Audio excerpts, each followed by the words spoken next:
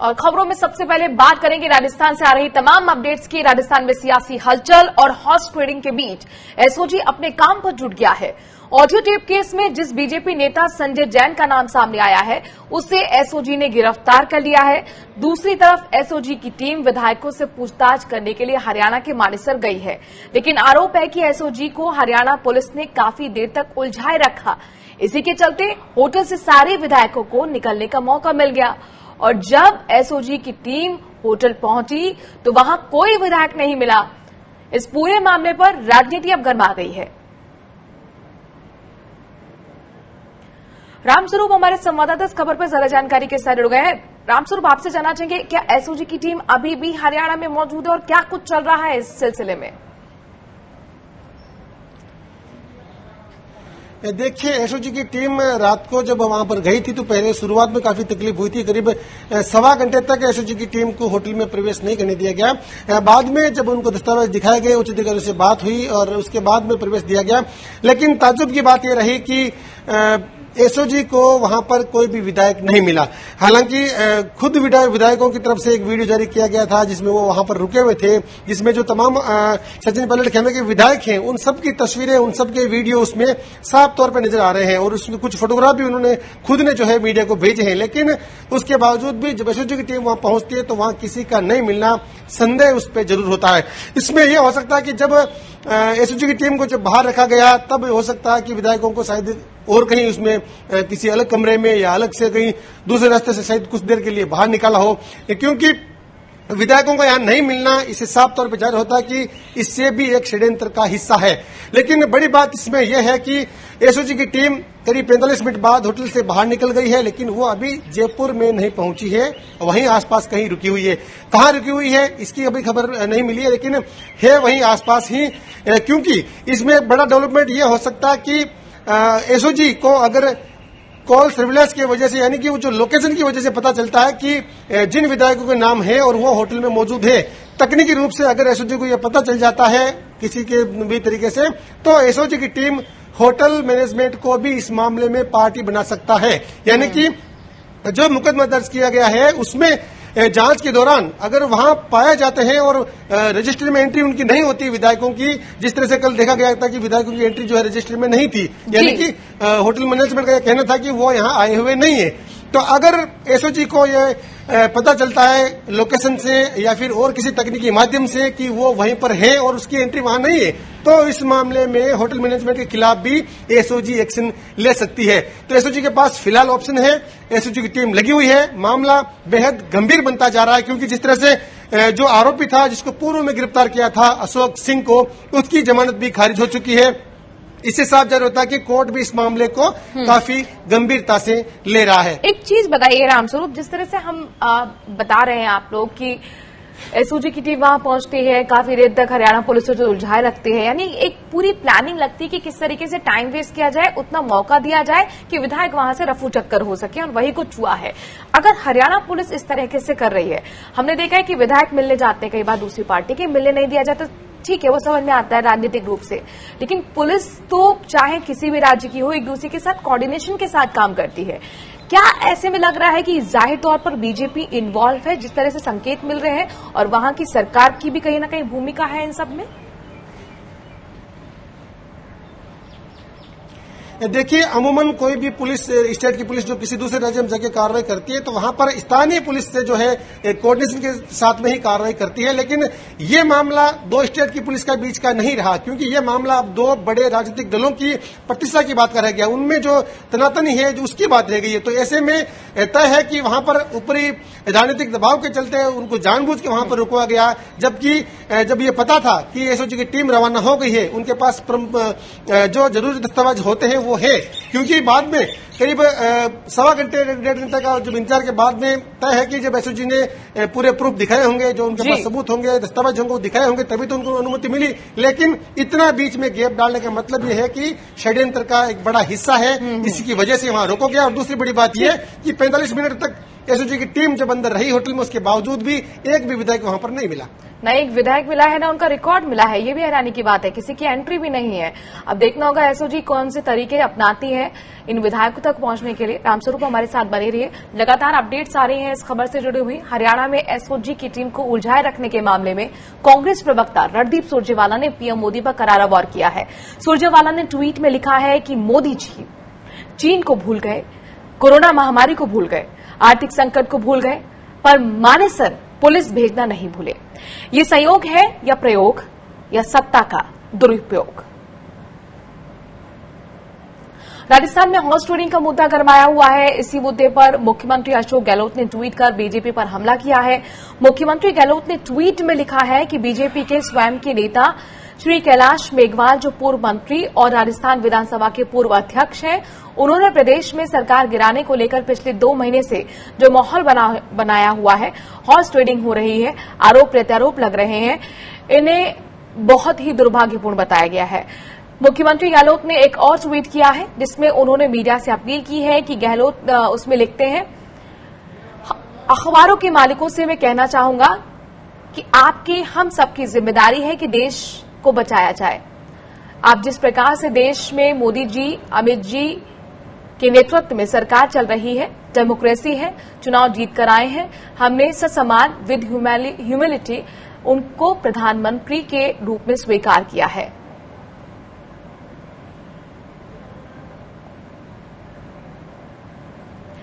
तो राजस्थान पर सबकी निगाह बनी है कि आखिरकार राजस्थान में क्या होने जा रहा है। और सीधे रुख करते हैं, रेजिडेंट एडिटर संजय बोरा जयपुर से हमारे साथ जुड़ गए हैं, जो हमें बताएंगे राजस्थान की खबरों के बारे में। Sanjay ji, over to you. Good morning Manu. Rajasthan में आप जान रही हैं यही सब छाया हुआ है, हॉर्स ट्रेडिंग को लेकर के जो मामला है। लेकिन हमने 2 खबरें और भी अलग तरीके की चुनी हैं जिन पे हम चर्चा करेंगे। एक तो ये कि भारत में गरीबी कम हुई थी 2005 से 2015 के बीच में, क्योंकि हमेशा ये कहा जाता था कि यूपीए सरकार में या पिछले 70 साल में कुछ नहीं हुआ, तो उसका एक ये बहुत बड़ा जवाब है। और एक राजस्थान में एक साइट है जहां पे कि उल्का पिंड गिरा था, उसको अब वर्ल्ड रिकॉग्निशन मिल रहा है। खैर, हम शुरुआत करते हैं जो हमारी राजनीतिक खबर चल रही है, जो सरगर्मियां हैं उसके ऊपर। और मुख्यमंत्री अशोक गहलोत ने कहा है कि यदि वो ऑडियो टेप फर्जी निकला जिसमें विधायकों की खरीद फरोख्त की बात हो रही है, तो वो राजनीति छोड़ देंगे। और उन्होंने फिर से पायलट पर यह भी आरोप लगाया है कि वो 11 जून की रात को विधायकों को लेकर के दिल्ली जाने वाले थे, लेकिन उनके विधायक साथी जो थे उन्होंने ही मना कर दिया। और उसके बाद गहलोत ने कहा था उन साथियों से कि नहीं, वो बीजेपी में शामिल नहीं होंगे। और गहलोत का ये भी कहना है कि ये खेल 6 महीने से चल रहा था। गहलोत ने कहा है कि Bharatiya Janata party horse trading बंद करे, 25 से 35 करोड़ में डील हो रही है और 10 करोड़ एडवांस, ये सब क्या है। और मुख्यमंत्री ने यह भी कहा है कि उन्होंने पायलट को बहुत सहा है, इस उम्र में इतनी महत्वाकांक्षा ठीक नहीं है। और वहीं उन्होंने सफाई दी है कि मुख्यमंत्री वसुंधरा राजे, पूर्व मुख्यमंत्री वसुंधरा राजे को सरकारी बंगले दिए जाने में प्राथमिकता देना कोई गलत काम नहीं है। लेकिन अगर आप इसमें देखें इस खबर में, तो इसके साइट में जो एक खबर है वो बड़ी चौंकाने वाली है। भारतीय जनता पार्टी के विधायक और जो कि पूर्व स्पीकर रह चुके हैं कैलाश मेघवाल, उन्होंने कहा है कि जो अशोक गहलोत सरकार को गिराने की साजिश हो रही है ये बहुत गलत है। और उन्होंने कहा कि जो भंवरलाल शर्मा सचिन पायलट ग्रुप में है वो पहले भैरव सिंह शेखावत की सरकार गिराने की भी कोशिश कर चुके हैं। कैलाश मेघवाल को मुख्यमंत्री, पूर्व मुख्यमंत्री वसुंधरा राजे का करीबी माना जाता है। और हम बात करते हैं हमारे संवाददाता रामस्वरूप से इसी मसले पर। रामस्वरूप, ये बताइए कि बाकी सब तो हम जानते हैं, पर ये बीजेपी में जो उठापटक चल रही है वसुंधरा और दूसरे खेमे में, तो कैलाश मेघवाल का ये बयान कितना महत्वपूर्ण है?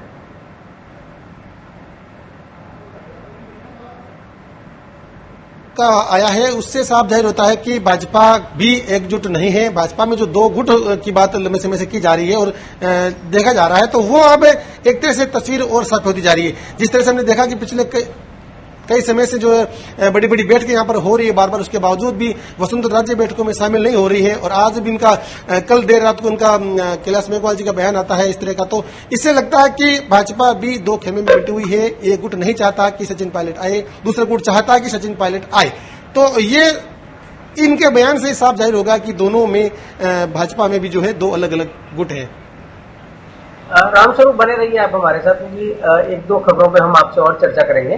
राजस्थान में जो सियासी घमासान है इसको 8 दिन हो गए हैं। कल गजेंद्र सिंह और भंवरलाल शर्मा पर केस दर्ज हुआ, लेकिन ये नहीं पता लग रहा है कि ये गजेंद्र सिंह कौन है, क्योंकि उनका कोई, जब उनसे पूछा गया पुलिस से तो पुलिस ने नहीं बताया, जब शिकायतकर्ता मुख्य सचेतक से पूछा गया तो उन्होंने स्पष्ट नहीं किया कि ये गजेंद्र सिंह कौन है। लेकिन कांग्रेस लगातार हमला बोल रही है, कह रही है कि ये गजेंद्र सिंह शेखावत है जो कि केंद्रीय मंत्री हैं। और देखिए इसके साथ में ये खबर है कि विधायक भंवरलाल और विश्वेंद्र को कांग्रेस से निलंबित किया है। दलाल संजय अब फाइनली गिरफ्तार हो गया है, अब तक उससे पूछताछ की जा रही थी। और दूसरा ये मानेसर की फोटो दी गई है जहां पे हरियाणा पुलिस ने ये रास्ता रोका हुआ है और जो राजस्थान की एसओजी टीम गई थी उसको घुसना नहीं दिया गया था, और जब वो घुसी तो ये सब विधायक गायब थे। और एक ये भी है कि जो लेटेस्ट डेवलपमेंट है कल रात का, वो ये कि भारतीय जनता पार्टी के प्रवक्ता लक्ष्मीकांत भारद्वाज ने एक एफआईआर दर्ज करवाई है और उसमें मुख्यमंत्री को भी आरोपी बनाया गया है और सुरजेवाला और डोटासरा को भी। और ये है अगली खबर।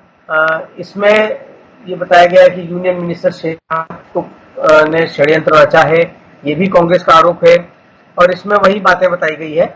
लेकिन एक खबर इसके साथ में आप देखिए वो बहुत महत्वपूर्ण है।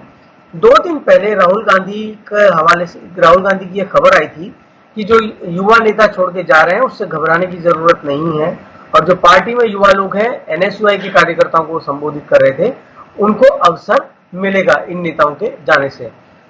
एनएसयूआई की जो प्रभारी हैं रुचि गुप्ता, उन्होंने इसका खंडन किया था, लेकिन अब फिर से ये खबर आई है कि राहुल, किसी ने उनकी टीम से ही ये कंफर्म किया है कि राहुल ने वाकई में कहा था, उन्होंने इस तरीके के शब्द काम में लिए थे कि ये नेता दुम दबा के भाग गए हैं और आप लोगों को उनके जाने से मौका मिलेगा। तो ये एक महत्वपूर्ण कमेंट है राहुल गांधी का। और अब हम बढ़ते हैं अगली खबर की तरफ। यहाँ पे आ रहा है कि पायलट कैंप को राहत मिली है, क्योंकि स्पीकर ने कहा है कि वो मंगलवार तक कोई कार्रवाई नहीं करेंगे। मामला चूंकि कोर्ट में है तो अभिषेक मनु सिंह भी जो स्पीकर के वकील हैं, उन्होंने कोर्ट को ये अश्योरेंस दिया है कि वो जब तक कोर्ट में ये मामला चल रहा है, सुनवाई हो रही है, तब तक इस पर कोई कार्रवाई, उनकी जो नोटिस दिया गया है उस पर कार्रवाई नहीं करेंगे, क्योंकि इन विधायकों ने कोई जवाब विधानसभा अध्यक्ष को नहीं भेजा था।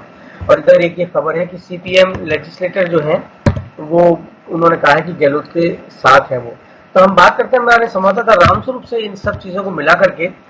रामस्वरूप, एक तो ये बताइए कि ये बड़ा रहस्य हो गया कि गजेंद्र सिंह कौन है। कांग्रेस आरोप लगा रही है कि गजेंद्र सिंह शेखावत है, लेकिन पुलिस कंफर्म नहीं कर रही है और ना ही जो मुख्य सचेतक है महेश जोशी वो कंफर्म कर रहे हैं। तो आप क्या कुछ बता सकते हैं इसके बारे में? देखिए, जिस तरह से कॉल की जाती है संजय जैन के द्वारा और बात की जाती है भंवरलाल शर्मा से, उसके बाद में ये बात कहते हैं कि मैं गजेंद्र जी को फोन लगा रहा हूं, तो इसमें इससे प्रतीत होता है कि उन्होंने उनसे ही बात की होगी। और दूसरी बड़ी बात यह कि बाकी जितने भी विधायक हैं या फिर वो पत्रकार हैं या फिर और आम आदमी हैं, अमूमन ऐसा होता है कि नेताओं की या किसी आम आदमी की बात जब रात दिन सुनते हैं तो उसको 100% पहचानते भी हैं। तो दावा यह किया जा रहा है कांग्रेस के नेताओं का, निर्दलीय विधायकों का, कि उसमें जो आवाज है वो साफ तौर पे 100% गजेंद्र सिंह शेखावत जी की है, और दूसरी जो बात है वो भंवरलाल शर्मा जी की है। क्योंकि ऑडियो वायरल होने के बाद में हमने कई विधायकों से टिकटैक किया था, बात की थी, तो उनका साफ तौर पर कहना था कि ये 100% ये दावा है कि वो आवाज उन्हीं की है, जिससे वो रात दिन बात करते हैं, उसको क्यों नहीं पहचानेंगे उसकी आवाज को। तो दावा अपनी जगह है, लेकिन टेक्निकली रूप से जब तक कोई प्रूफ पक्का पता नहीं होता तब तक खुले तौर पे कोई नहीं कहते। लेकिन एसओजी इस मामले की जब जांच कर रही है तो जांच से ही पूरा पता चल पाएगा कि। जी, आप अपनी बात पूरी कीजिए। मैं एक सवाल जी रामस्वरूप, हमें ये भी बताइए कि स्पीकर का कहना है कि वो मंगलवार तक वेट करेंगे, और यहाँ पर ये आया था कि हाईकोर्ट ने उनको निर्देश दिए हैं। दोनों में से कौन सी बात सही है? देखिए, इसमें बात यह है कि जब 7:30 बजे सुनवाई होनी थी परसों शाम को, तब भी हाईकोर्ट ने ऐसा कहा था कि उसमें हाईकोर्ट ने नहीं कहा था, उसमें देर रात को स्पीकर ने खुद ने कहा था कि वो इस टाइम को बढ़ा करके आगे करते हैं। उसने जो दोपहर का टाइम था वो शाम 5 बजे तक कर दिया, यानी कि जब तक कोर्ट का फैसला कुछ नहीं आता है निर्णय, तब तक मैं कार्रवाई नहीं करूंगा। ये बात परसों स्पीकर की तरफ से कही गई थी, लेकिन कल जो आदेश आया है उसमें साफ तौर पर यह था कि जब तक हम इस मामले को सुन रहे हैं, यानी कि सोमवार सुबह 10 बजे इस मामले की सुनवाई करेंगे, तो आप, यानी कि स्पीकर को साफ तौर पर कहा कि आप जो है अगले दिन तक कार्रवाई नहीं करें। उसके बाद में स्पीकर की तरफ से एक पत्र भेजा गया रजिस्ट्रार को, उसमें लिखा गया था कि हम मंगलवार 5 बजे। जी रामस्वरूप, आपका बहुत बहुत शुक्रिया। और अब बढ़ते हैं हम अगली खबर की तरफ। राजस्थान में एक उल्कापिंड गिरा था और ये रामगढ़ 12 में था, और अब इसको अमेरिका की जो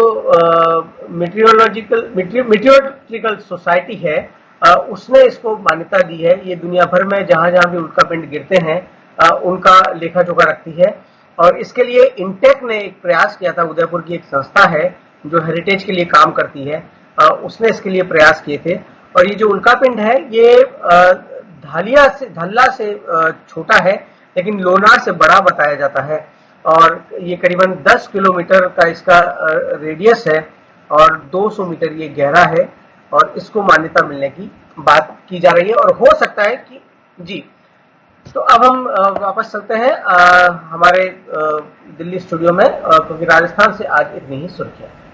शुक्रिया संजय जी।